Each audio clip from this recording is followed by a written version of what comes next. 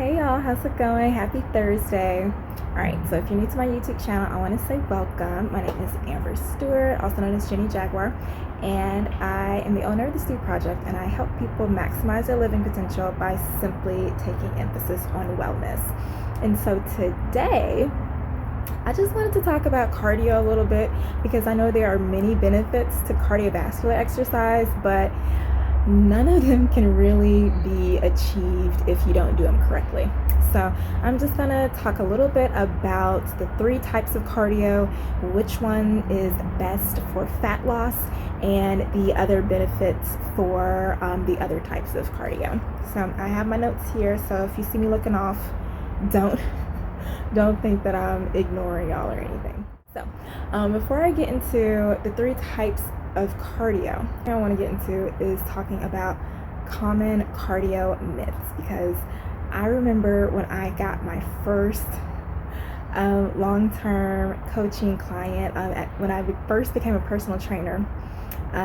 It was a female who was like, I want to get stronger. And I was like, so what do you do now? She was like, I go to the gym like 5 days out of the week, and all I do is just run on the treadmill. And so she was like, I want to gain strength. So I was like, what do I do?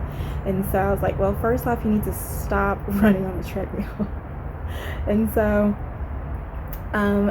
some of the common cardio myths is that, if you want to get in shape, all you have to do is just get on the treadmill, and that's not true. Cardio is good for fat loss, but it also depends on what type of cardio you're doing, because there's some cardio that you do, yes, you may lose weight, but you'll also lose muscle mass too. And you really need that muscle mass because your muscles help regulate your metabolism and keep you young. Like, the type of muscle fibers that you have determines your level of health and vitality. And so another myth that I hear all the time is that, you have to do 1 hour of cardio to see the benefits. And honestly, that's not true. There's a particular type of cardio that I'm going to talk about later that can give you a lot of benefits, and you don't even have to do that much work in it. And so you can do about 15 minutes and have the benefits last, or have the effects of it last longer after the workout than the actual time you spent doing it. So keep that in mind. Another thing I hear is that fasted cardio is best. And although there is research saying that this may be true, doing this for a long time is not healthy. So if you are doing long bouts of cardio, which is something I said not to do, but if you're doing long bouts, because I love to run. No offense, it's funny because when I first started exercise, I didn't like running, but now I like running, outdoor running, because I like to look at the scenery and stuff. But anywho, when you're doing long runs, especially if you have done marathons and stuff, you know that you need fuel to keep you going. So fasted cardio is not always best. Another common myth is that if you want to get the benefits of cardiovascular exercise, you have to stay in the fat burning zone. This is also not true. Like I said before, there are a lot of different types of cardio, and so you have to do what works best for you and depending on your fitness goals. So staying in the fat burning zone is not really necessary. And another common cardio myth is that it shapes the body. It depends on the type of cardio, and the type of cardio that most people do does not necessarily shape the body. So I'm just going to debunk that right now. So if you're doing any of the steady state cardio, that's not going to shape your body. So you might as well just you're going to have a really strong heart and good lungs if you're keeping yourself up at that cardiovascular level. But for the most part, no, you're not really going to shape your body that much. Now, going on to some cardio facts, here are a few common facts about cardio. One, it's important for fat loss. This is true, but it's not always the best choice. I'm a strength training girl at heart, and I'm going to get into how you can use certain strength training exercises for cardio. And this is what I do sometimes, because sometimes I don't feel like running, sometimes I'm lazy. You know, when you're running a business, you don't have time to do everything, so you have to, what I used to call lazy workouts. And so that's when you this is where you build your workouts to incorporate your mobility, your strength, and your cardio all in one workout, depending on the type of exercises that you use. And so you really maximize your results given the time that you have. Now, another fact about cardio is that it keeps the heart and lungs healthy. Like I said before, like, you can be doing a lot of work on the treadmill and you may be wondering why you are not losing weight the way you want to. That's because it's not meant to burn fat like you think. At the most, you're going to have a healthy heart and lungs. Now, another thing that is good about cardio, another fact about cardio, is that it boosts hormones and energy levels. Now, if you have blood sugar issues, then doing cardio will help your body utilize that blood sugar that is already flowing in the blood.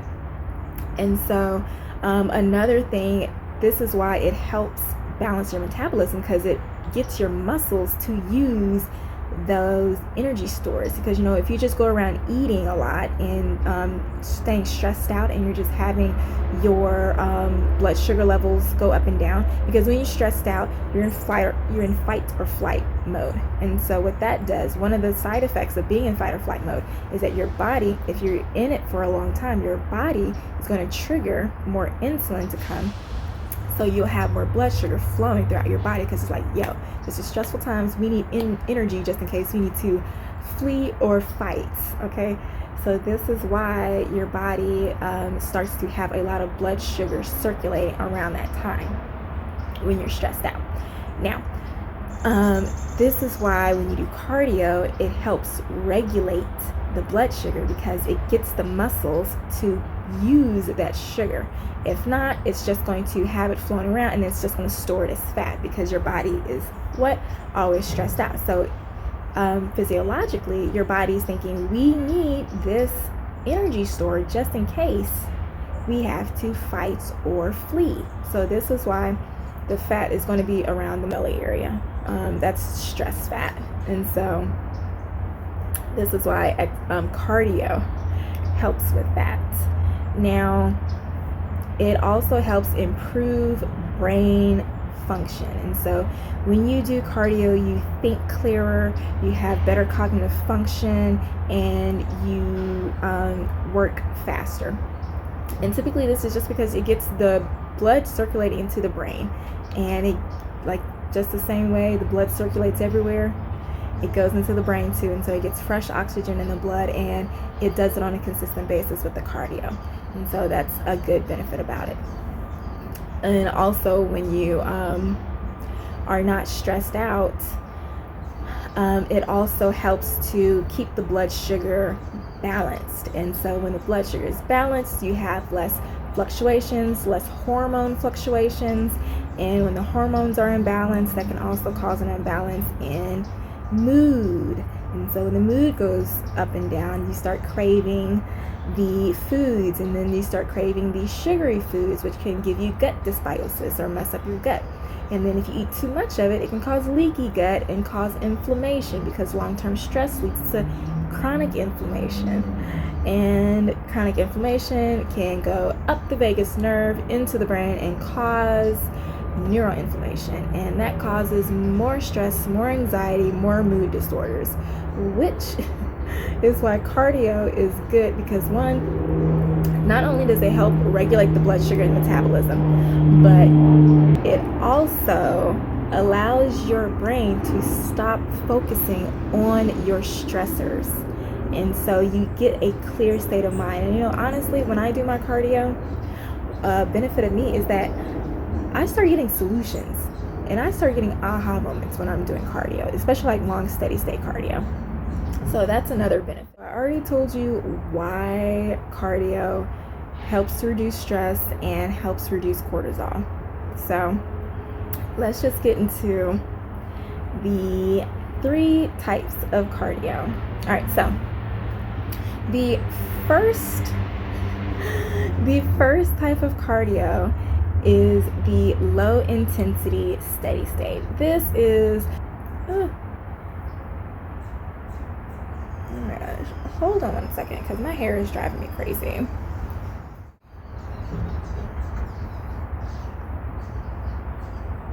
Oh Jesus. Okay, so I tried to look cute for y'all and you saw how that goes, so this is what you're getting now. But anywho,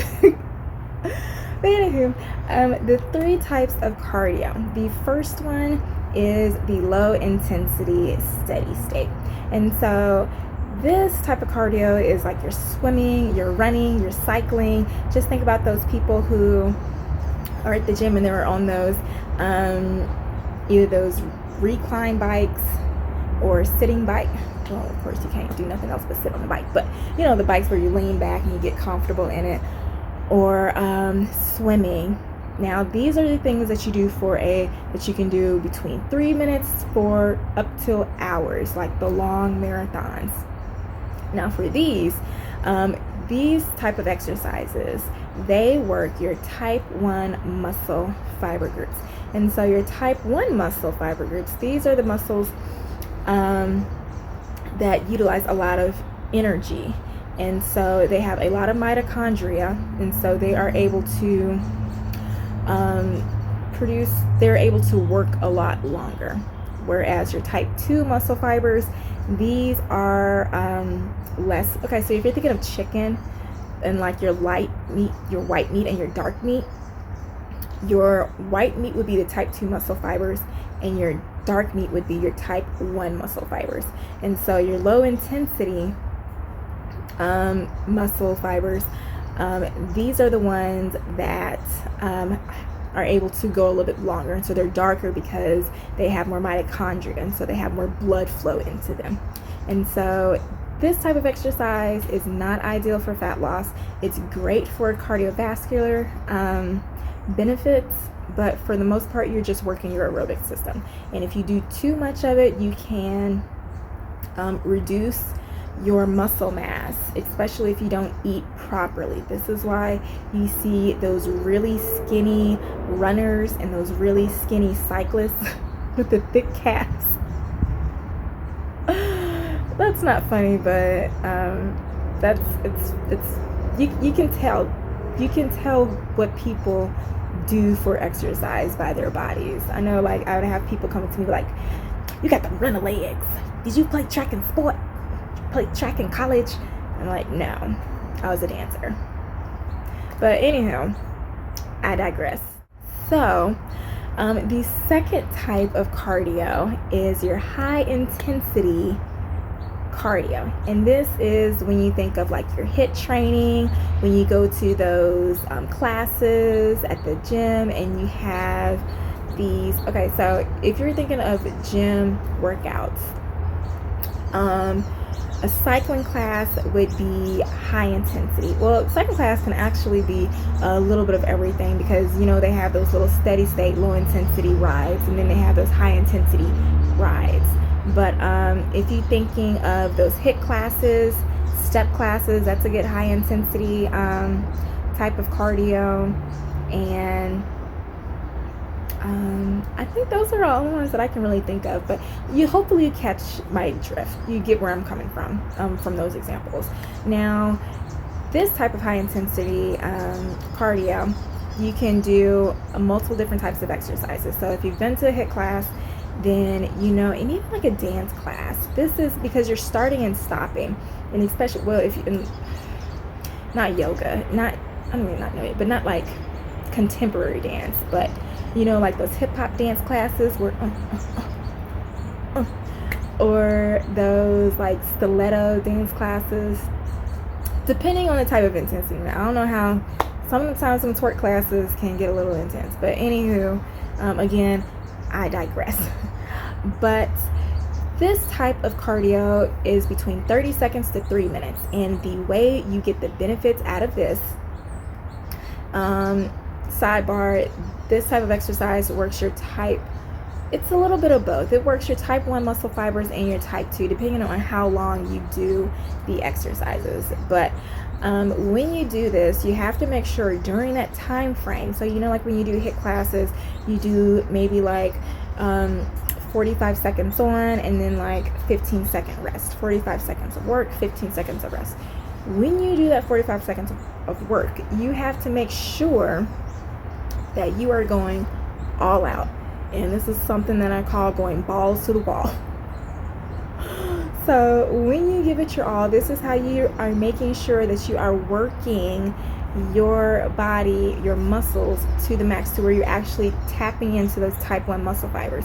Because what you're doing when you go into full exhaustion, when you make sure like at the end of that 45 seconds you're exhausting and you really need that 15 seconds break, and you're like, God dang, I really wish I had like 30 seconds rest. When you do that much work, then you are exhausting those energy stores. And so you're really teaching those muscles how to utilize all that that sugar, all that glucose, that's the word I was thinking of, how to utilize all that glucose efficiently. And so this is another way that it balances out their metabolism. Now, when you do this, because HIIT classes, they are not long. Well, some of them are, some of them aren't. I remember when I was teaching fitness classes, like the people, now I would teach like 2-3 classes a day, 5 days out of the week. And the people that would come back day after day to the HIIT classes, they would kind of confuse me, because I'm like, you're not tired? Because I'm tired. But, oddly enough, none of them really changed their weight, because this is another thing that you have to be wary of. Too much cardio is not conducive to fat loss. And if you're over exercising, your body is going to be in fight or flight mode and cause you more stress and anxiety, and it's going to think like, okay, I do not have enough nutrients to support me during all this exercise, so I need to hold on to whatever nutrients I eat. So your body's going to hold on to fat a little bit longer than what you would want. And this is why weight loss is difficult for people who over exercise. So in a nutshell, when you do the HIIT classes or the like 30-minute sprint, do 30 to 45 minutes of hardcore interval training, and you're really going all out, going balls to the wall, then you can then that's how you know that you're going to get the benefits of it. And when you do that, that is when you start to, it's called EPOC. And what that means is that your body will burn extra calories to make up for the caloric deficit that it lost during that time frame. So that's 30 to 45 minutes of cardio or high intensity interval training that you do during that time is actually going to benefit you when you're not exercising. So that's one of the benefits of that. And that's why it's best for fat loss. If you want to do any type of cardio, do HIIT. And you don't even have to go to a fitness class, because I know a lot of people be jumping into these fitness classes and then coming up with hurt bodies and sprained ankles and pulled muscles and all this other bad stuff. So, start low, go on an app. The Stu Project, we offer online fitness programs, so we can customize a fitness plan specifically towards you, especially if you have chronic conditions, especially if you have injuries or any of that stuff. So just keep that in mind. There are links in the description box for all the info. But anywho, third type of cardio is maximum intensity workouts, and these are like power lifters. Those people that go to the gym rack. Ooh, excuse me. Those type of people that go to the gym and sit at the weight rack and do like 2-3 pulls and then rest for about 5 minutes.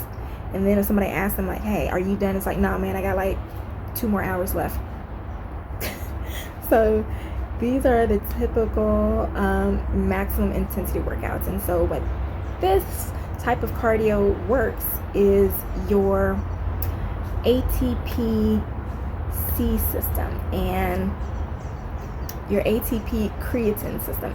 And this is the first system that your body uses when it starts to use energy. And so the first thing it does is, so if it needs energy for a short amount of time, this ATPC system is the quickest way to get energy, quickest way to get ATP out.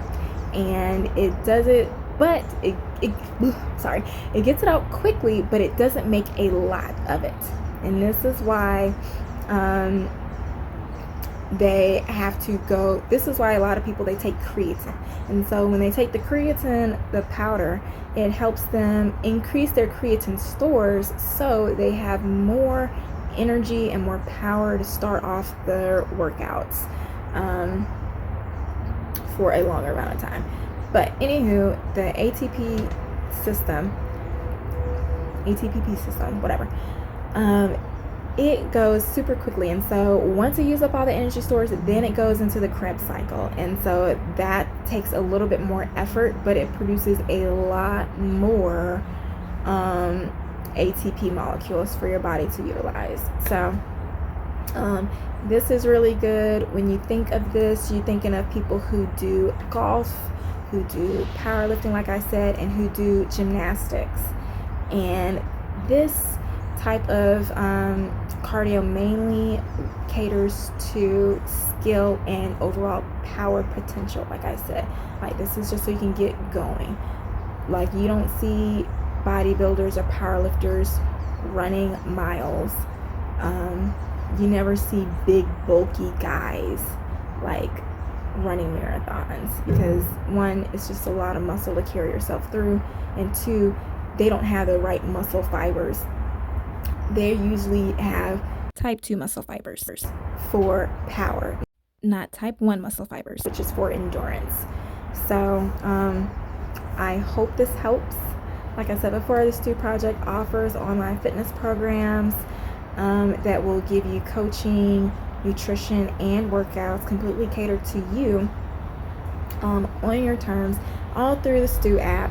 And it's very reasonably priced. There are links in the description box if you want to learn more about it. And I hope this helps, and I'll talk to you later.